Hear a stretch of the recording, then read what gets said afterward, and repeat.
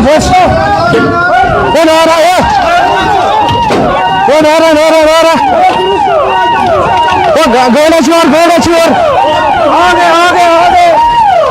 गाड़ी पकड़ा बस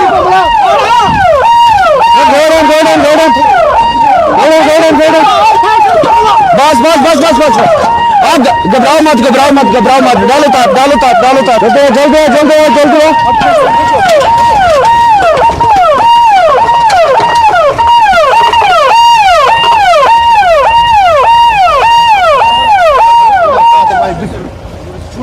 गैस लीक या गैस सिलेंडर ब्लास्ट की वजह से कई आग की वारदातें पेश आई या जिसकी वजह से जानी नुकसान और काफी ज्यादा माली नुकसान हुआ। हिंदुस्तान के हर घर में, हर किचन में गैस सिलेंडर मौजूद है। ये जितना अहम है उतना ये गैस सिलेंडर खतरनाक है। आपको आज हम दिखाएंगे अगर किसी जगह पे भी गैस सिलेंडर लीक हुआ या गैस सिलेंडर में आग लगी तो कैसे आप कंट्रोल करेंगे। मेरे साथ में फायर सर्विस डिपार्टमेंट के ऑफिशियल मौजूद है। हम दिखाएंगे आज प्रैक्टिकली अगर गैस सिलेंडर में आग लगेगी तो आप कैसे बचाओगे। कुछ तरीके हैं, कुछ टेक्निक्स है, उन टेक्निक्स को अपनाने की जरूरत है।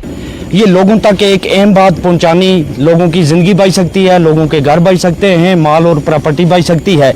लेकिन छोटी छोटी टेक्निक हैं, अगर लोग इसको अपनाएंगे एक बहुत बड़ी ट्रेजेडी से अपने आप को भी बचा सकते हैं, अपने माशरे को बचा सकते हैं। गैस लीक हो जाता है, उसमें आग लग जाती है, हम पानी छिड़कने की कोशिश कर रहे हैं लेकिन आप देख लीजिए पानी इस पे हम छिड़क रहे हैं लेकिन फिर भी आग नहीं बुझ रही है। ये अक्सर हम करते हैं जब हमारे घरों के अंदर गैस में जो आग लगती है, गैस लीक हो जाती है, गैस सिलेंडर में जो है आग निकलना शुरू हो जाती है तो फिर हम पानी से बुझाने की कोशिश करते हैं, लेकिन ये सही तरीका नहीं है। ये कमल है, इसको हमने गीला कर दिया, इधर इसको गीला कर दिया। उसके बाद में ये जो दोनों हाथ हैं ये हमारे अंदर की ओर रहने चाहिए। ये खास क्या रखें, अगर हाथ ऐसे रखेंगे तो ये हाथ आपका जल जाएगा। ठीक। हाथ कमल के अंदर ऐसे रखें। अच्छा। और उसके बाद में इसको ऐसे कवर करेंगे आप।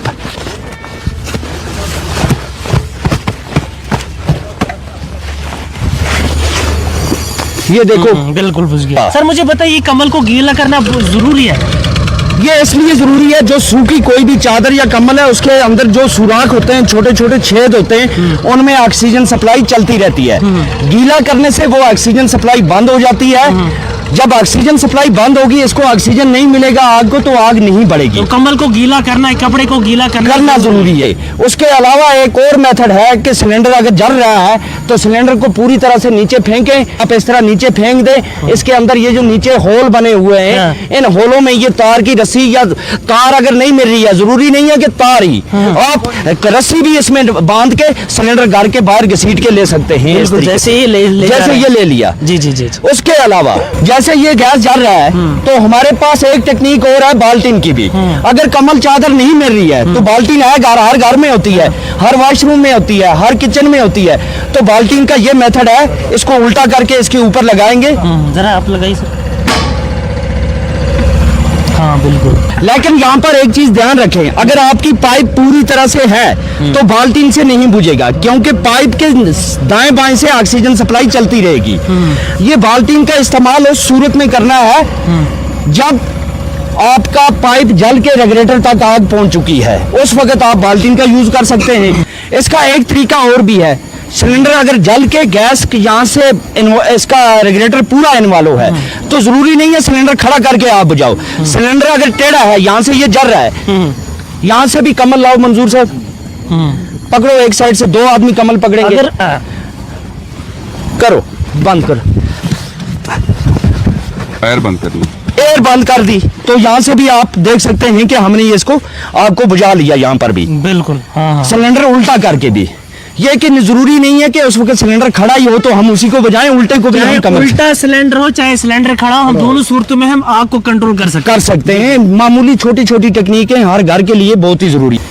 एक्सटिंग्विशर चलाने का तरीका सबसे पहले आना चाहिए। अगर किसी ने में घर में एक्सटिंग्विशर रखा हुआ है, फायर एक्सटिंग्विशर, उसका एक पास का मेथड लगता है, वो हर एक को आना चाहिए। PASS, P हो गया पुल द पिन, उसके बाद में aim at the base of fire, आग के निशाना आग के ऊपर, आग के बेस पर, यानी कि इसको भी इस्तेमाल करने का अलग तरीका है। छोटा सा मेथड है, 4 हरफ है, PASS। अच्छा, PASS मेथड फॉलो कर। हाँ, पास। जी पी का हो गया, पी पुल द पेन, ये पेन बाहर हमने निकाल दिया। जी। उसके बाद में aim at the base of fire, आग का निशाना आग के बेस पर होना चाहिए, ये नहीं कि दाएं में। और उसमें पहला एस आता है, 2 एस इकट्ठे आते हैं। एस स्क्यूज करना, ये हैंडल दबाना, मैं अभी दबाऊंगा, अच्छा। दबाना।